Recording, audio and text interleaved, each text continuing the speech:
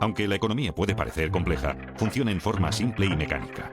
Consta de unas pocas piezas simples y muchas transacciones simples que se repiten una y otra vez innumerables veces. Estas transacciones son impulsadas más que nada por la naturaleza humana y crean tres fuerzas principales que mueven la economía. 1. Incremento de la productividad. 2. El ciclo de deudas a corto plazo. 3. El ciclo de deudas a largo plazo. Veremos estas tres fuerzas y cómo al superponerlas una a la otra, creamos una buena plantilla para seguir los movimientos económicos y comprender qué está ocurriendo. Comencemos por la parte más simple de la economía: transacciones. Una economía es simplemente la suma de las transacciones que la componen. Y una transacción es algo muy sencillo. Todo el tiempo hacemos transacciones. Cada vez que compramos algo, creamos una transacción. Cada transacción consiste en un comprador que canjea dinero o crédito a un vendedor por mercancías, servicios o activos financieros. El crédito se gasta como el dinero. De modo que sumando el dinero gastado al crédito gastado, sabemos el gasto total. El gasto total impulsa la economía. Si dividimos la suma gastada por la cantidad vendida, obtenemos el precio. Y eso es todo. Esto es una transacción. Es el pilar de la máquina de la economía. Los ciclos y fuerzas de una economía son impulsados por transacciones. Así que si entendemos las transacciones, entendemos toda la economía. Un mercado consta de todos los compradores y todos los vendedores que realizan transacciones con lo mismo. Por ejemplo, hay un mercado del trigo, un mercado de coches, un mercado de valores y mercados para millones de cosas. Una economía consta de todas las transacciones en todos sus mercados.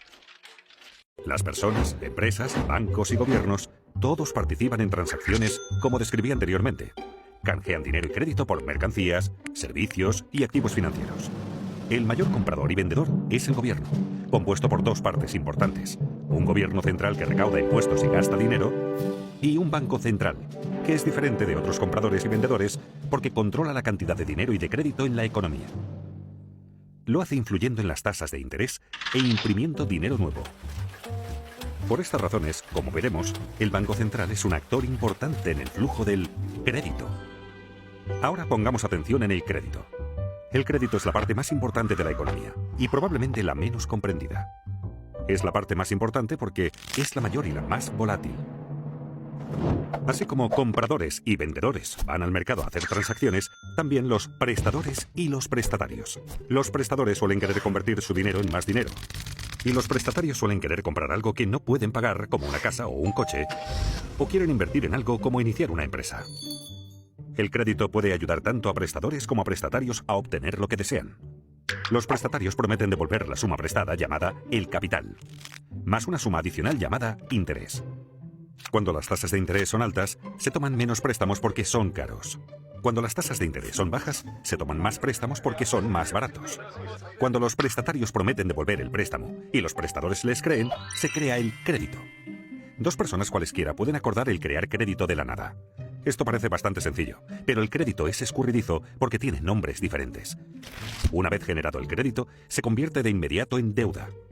La deuda es un activo para el prestador y un pasivo para el prestatario. En el futuro, cuando el prestatario devuelva el préstamo con intereses, activo y pasivo desaparecerán y la transacción queda saldada. Entonces, ¿por qué es el crédito tan importante? Porque cuando un prestatario obtiene crédito, puede aumentar sus gastos. Y hay que recordar, el gasto impulsa la economía. Eso es porque el gasto de una persona es el ingreso de otra persona. Pensemos que cada dólar que gastamos, alguien lo gana. Y cada dólar que ganamos fue gastado por alguien. Así que cuando gastamos más, alguien gana más. Pensemos que cada dólar que gastamos, alguien lo gana. Y cada dólar que ganamos fue gastado por alguien. Así que cuando gastamos más, alguien gana más. Cuando los ingresos de alguien aumentan, los prestadores están más dispuestos a prestarle dinero porque ahora es más digno de crédito. Un prestatario digno de crédito tiene dos cosas: la capacidad de devolver el préstamo y un aval. Tener ingresos altos comparados con la deuda le permite devolver dinero. En caso de no poder hacerlo, tiene activos valiosos como aval que pueden venderse. Esto hace que los prestadores se sientan cómodos al prestarle dinero. Así, mayores ingresos permiten tomar más préstamos, que a su vez permiten mayores gastos. Y como los gastos de una persona son los ingresos de otra, esto lleva a más préstamos y así sucesivamente. Esta conducta se realimenta y conduce al crecimiento económico. Y por eso tenemos ciclos. En una transacción hay que dar algo para obtener algo. Y cuánto obtenemos depende de cuánto producimos. Con el tiempo aprendemos y esos conocimientos acumulados elevan los niveles de vida. A esto lo llamamos crecimiento de la productividad. Quienes son creativos y trabajan duro aumentan su productividad y sus niveles de vida con mayor rapidez que aquellos complacientes y perezosos. Aunque no necesariamente a corto plazo. La productividad cuenta más a largo plazo. El crédito a corto plazo. Esto es porque el crecimiento de la productividad no fluctúa mucho, así que no es un propulsor importante de los vaivenes económicos. La deuda sí lo es, porque al adquirirla nos permite consumir más de lo que producimos, y nos obliga a consumir menos de lo que producimos cuando la reintegramos. Los vaivenes de la deuda siguen dos grandes ciclos. Uno de entre 5 a 8 años, y el otro de entre 75 a 100 años aproximadamente. Aunque la mayoría de la gente siente los vaivenes, habitualmente no los ve como ciclos porque los ve demasiado de cerca, día a día, semana a semana. En este capítulo daremos un paso atrás para ver estas tres grandes fuerzas y cómo interactúan para crear nuestras experiencias. Imaginemos por un momento una economía sin crédito. En esta economía solo puedo aumentar mis gastos si aumento mis ingresos, lo cual me exige ser más productivo y trabajar más. Una productividad mayor es el único camino hacia el crecimiento.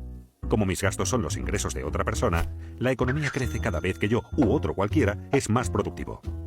Si seguimos las transacciones y las mostramos, vemos una progresión como la línea de crecimiento de la productividad.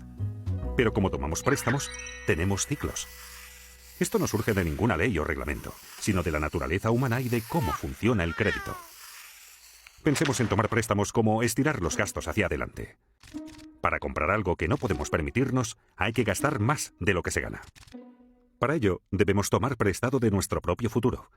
Así creamos un tiempo en el futuro en el que deberemos gastar menos de lo que ganamos para poder devolverlo. Muy rápidamente se asemeja a un ciclo. En esencia, cada préstamo que tomamos crea un ciclo. Esto es tan cierto para un individuo como para la economía. Por eso es tan importante entender el crédito, porque pone en marcha una serie de acontecimientos futuros, mecánicos y predecibles. Esto diferencia al crédito del dinero. El dinero es aquello con que saldamos transacciones. Cuando compramos una cerveza con efectivo, la transacción queda saldada de inmediato. En cambio, si la compramos con crédito, es como abrir una cuenta en el bar. Prometemos pagar en el futuro. Y junto al barman, creamos un activo y un pasivo. Acabamos de crear crédito de la nada. Solo más tarde, al pagar la cuenta del bar, desaparecen el activo y el pasivo. La deuda se esfuma y la transacción está saldada. Lo que la mayoría llama dinero es, de hecho, crédito. El total de crédito en Estados Unidos es de unos 50 millones de dólares, y el total del dinero circulante es de apenas unos 3 millones de millones. Recordemos, en una economía sin crédito, la única forma de gastar más es producir más. Pero en una economía con crédito, también podemos gastar más pidiendo préstamos. Como resultado, en una economía con crédito el gasto es mayor, permitiendo a los ingresos subir más rápido que la productividad a corto plazo, pero no a largo plazo. Ahora bien, no me malinterpreten. El crédito no es necesariamente algo malo que solo causa ciclos. Es malo cuando financia un exceso de consumo que no puede reembolsarse. Sin embargo, es bueno cuando asigna recursos con eficacia y produce ingresos que nos permiten devolver la deuda. Por ejemplo, si tomamos un préstamo para comprar una televisión grande, el aparato no genera ingresos para que devolvamos lo prestado. Pero si tomamos un préstamo para comprar un tractor y así poder cosechar mayores cultivos y ganar más dinero, podremos devolver lo prestado y mejorar nuestro nivel de vida. En una economía con crédito, podemos seguir las transacciones y ver cómo el crédito genera crecimiento. Veamos un ejemplo. Imaginemos que ganamos $100.000 anuales y no tenemos deuda alguna. Entonces, si nos prestan $10.000, supongamos que en una tarjeta de crédito podríamos gastar $110.000, aunque en realidad solo ganamos $100.000. Como mis gastos son los ingresos de otro, alguien está ganando $110.000. La persona que está ganando $110.000 sin tener deuda alguna puede tomar prestados $11.000 y así gastar $121.000, aunque en realidad solo ganó $110.000. Sus gastos son los ingresos de otro, y siguiendo las transacciones podemos comenzar a ver cómo este proceso sigue una pauta que se refuerza a sí misma. Pero recordemos, tomar préstamos crea ciclos, y si el ciclo sube, en algún momento deberá bajar. Esto nos lleva al ciclo de deuda a corto plazo. Cuando aumenta la actividad económica vemos una expansión, la primera fase del ciclo de deudas a corto plazo. El gasto sigue creciendo y los precios comienzan a subir. Esto ocurre porque el mayor gasto es alimentado por el crédito, que puede crearse instantáneamente de la nada. Cuando el gasto y el ingreso aumenta más rápido que la producción de bienes, los precios suben. La subida de precios se llama inflación. El Banco Central no desea demasiada inflación porque causa problemas. La subida de precios se llama inflación. El Banco Central no desea demasiada inflación porque causa problemas. Al ver que los precios suben, el banco sube las tasas de interés. Con tasas de interés más altas, menos personas pueden permitirse tomar préstamos y el coste de las deudas existentes sube. Por ejemplo, suben los pagos mensuales de nuestras tarjetas de crédito. Como la gente toma menos prestado y tiene que pagar más por sus deudas, tiene menos dinero disponible para gastar y el gasto se ralentiza. Y como los gastos de una persona son los ingresos de otra, los ingresos bajan y así sucesivamente. Cuando la gente gasta menos, los precios bajan. Eso se llama deflación. La actividad económica disminuye y tenemos una recesión. Si la recesión se torna demasiado grave y la inflación ya no es un problema, el Banco Central bajará las tasas de interés para que todo vuelva a remontar. Con tasas de interés bajas, los reintegros de las deudas se reducen, se toma más prestado y se gasta más, y vemos otra expansión. Como vemos, la economía funciona como una máquina. En el ciclo de deuda a corto plazo, el gasto se restringe solo por la voluntad de prestadores y prestatarios de dar y recibir crédito. Cuando el crédito se obtiene con facilidad, hay expansión económica. Cuando no se obtiene fácilmente, hay una recesión. Y atención, este ciclo es controlado en primer lugar por el Banco Central. El ciclo de deuda de corto plazo suele durar de 5 a 8 años, y se repite una y otra vez durante décadas.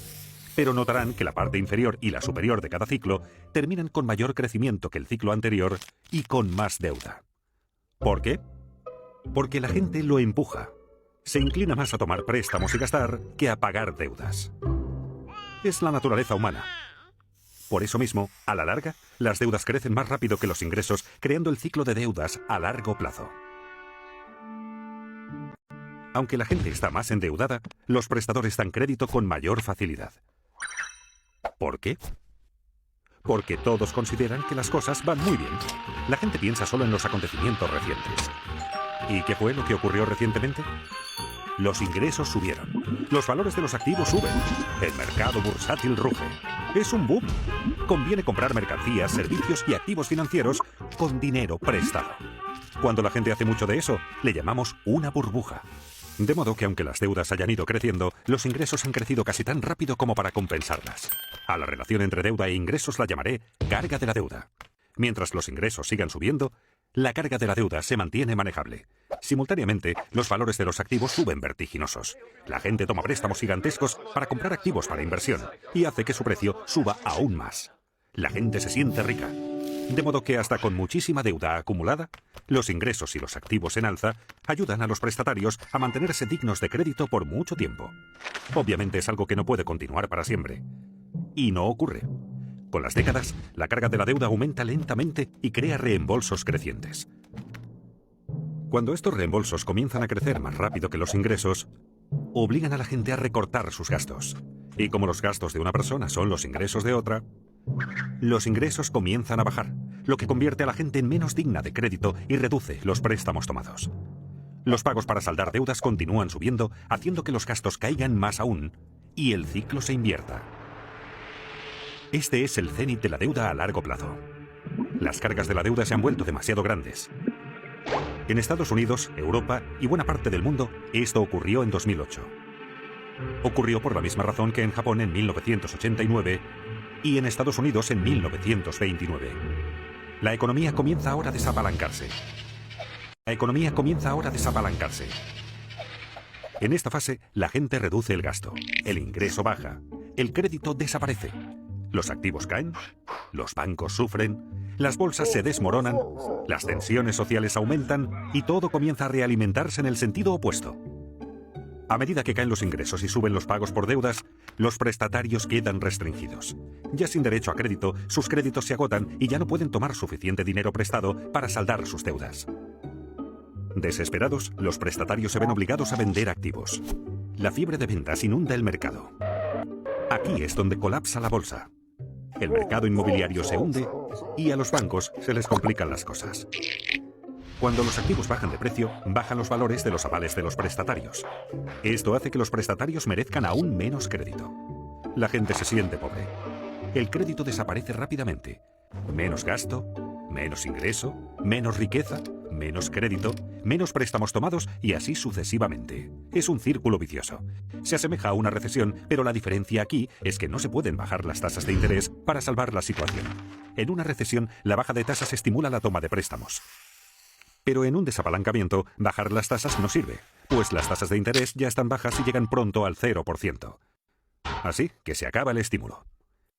Las tasas de interés en Estados Unidos llegaron al 0% durante el desapalancamiento de la década de 1930 y nuevamente en 2008.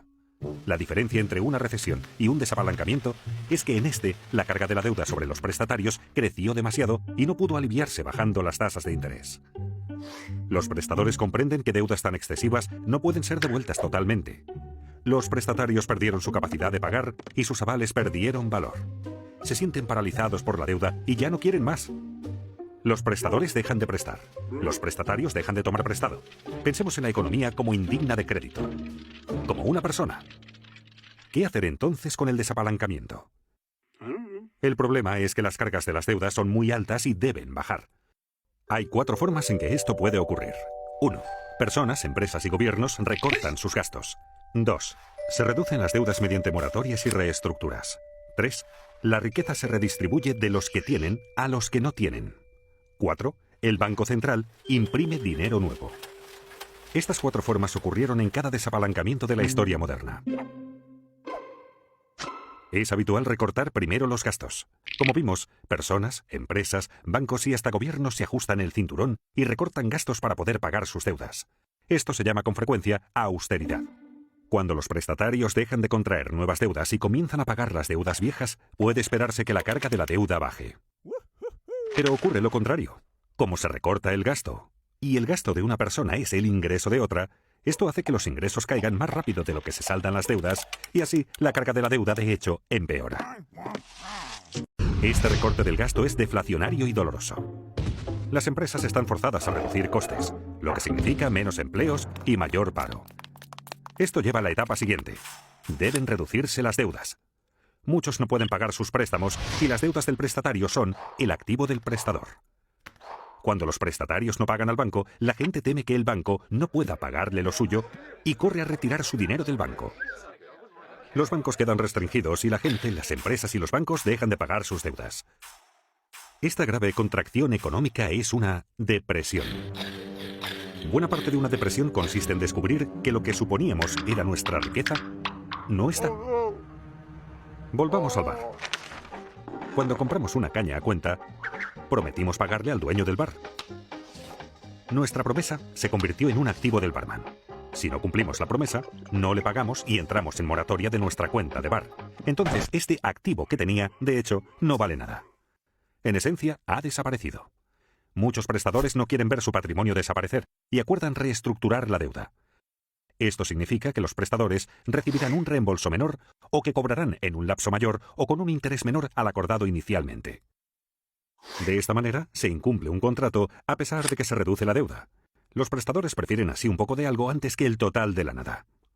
Pese a que desaparece deuda, su reestructuración hace que los valores de ingresos y activos desaparezcan más rápido, con lo cual la carga de la deuda continúa empeorando.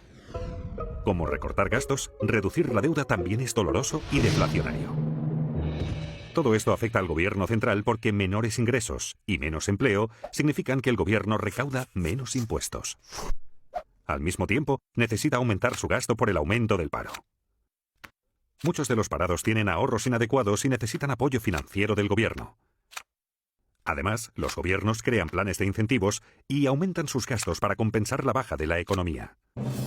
Los déficits presupuestarios gubernamentales crecen explosivamente durante un desapalancamiento porque gastan más de lo recaudado por impuestos. Eso es lo que está ocurriendo cuando oímos sobre el déficit en los noticiarios.